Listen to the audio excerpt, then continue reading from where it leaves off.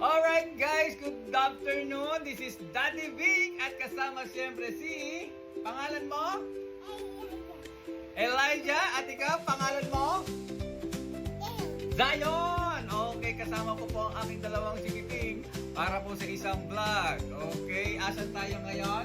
Andito tayo sa workshop ni Daddy. Yan, bati kayo. Hi guys! Yan, okay, ngayon po ay naalala nyo na tayo na magkasama kaming tatlo sa hardin. Ito na po yun, yung ating project na gagawin natin sa araw na to, na yung ating solar setup. Actually, nakabili na tayo ng mga materyales na gagamitin. At ang huling dumating ay yung ating i-unbox na battery. Pero ano ba ang mga kailangan ko at ano ba ang setup ko para sa ating solar setup? Okay? Nagigets mo? Okay, ikaw, nagigets mo? Okay, isang palakpakan naman dyan! Woo! Palakpakan! Okay, eto na po. Okay, ang una natin na nabili ay yung solar panel na nasa labas po. Yan po yung Ryzen na kailangan mo po ng 6 yan. So, 600 watts. Tigo 100 watts po sila. Yun po yung nabili ko. And then ang aking SCC, ito yung Solar Charge Controller na MPPT. Ito po yan, ang One Solar. Yan po, nabili natin. One Solar po yan. Yan, mapapansin nyo. Yan po ay One Solar na 12 volts na 20 amperes. So, palakpakan na lahat! At siyempre, andito rin yung isa nating susunod na kailangan, yung ating inverter na Sandom. Okay, ito po yan. Hindi ko na ilalabas dahil baka mahulog sila ito. Ang aking inverter na Sandom ay 1000 watts na 12 volts. Ito po siya mga kaibigan. Palakpakan ulit! And of course, ang ating solar, ang nabili na solar homes, i-unbox po natin yan, na lithium iron phosphate na 12 volts na 120 kV. Siyempre, andyan din yung ating mga meron pa pala yung ating ATS. Ito, ATS. Okay, automatic automatic switch na kailanganin natin. And then yung ating ito po, ang ating mga kakailanganing mga DC breaker. Okay.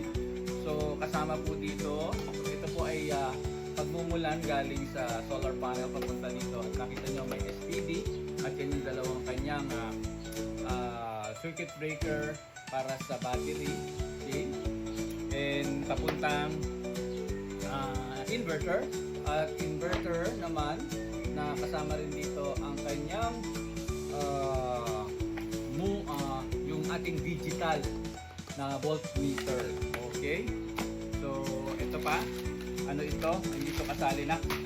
Okay, at siyempre kailangan din pumili tayo ng ground. Kailanganin din natin.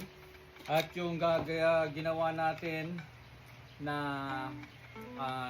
ito, tawag dito ilaw para doon sa ATS. Kakailanganin din natin ng voltmeter. At yung ating connection naman para sa ating solar panel ay parallel connection. So, yung 6, tatlo sila papunta sa MPPT. So, for the meantime, kailangan din natin ng tester. Okay? Okay, disclaimer lang po, hindi po tayo legit or hindi po tayo maalam gaano sa tinatawag nating electrical. Hindi po tayo engineer, tayo po ay isang hamak na tatay lamang, pero mahilig tayo mga mag-DIY. So, nai-inspire po tayo sa mga napapanood natin, sa ating napapanood sa social media. Iinom daw muna siya ng water. Okay? Dahil medyo mainit dito sa ating lugar. Sumama. Hindi madumi ito. Iniinom ko to. Okay. Tapos ka na? Okay. Dahil dyan, gusto ko lang din pasalamatan po yung mga nag-inspire sa akin para sa pag-DIY. Andyan po si batang-batang Daniel Katapang. Maraming salamat Solar Miner. Thank you, saludo sir sa inyo. Si Buddy Froy, Rob Bacon, Juan Dilasag, Kaleki, Electrical Toolbox, and JF Ligaspi. At dun sa mga hindi pa shoutout na napapanood ko, maraming salamat po sa inyong lahat dahil sa inspiration at binibigay nyo. Marami po ako natututunan. Kaya feel free na kung sakaling ilabas ko po ito, mapanood nyo, open naman po ako para doon sa suggestion at para sa critics na maibibigay nyo. Kaya, this is Daddy Rick! Chan lang muna kayo at ayusin lang po natin. Bye-bye muna tayo sa kanila! Bye guys! Bye!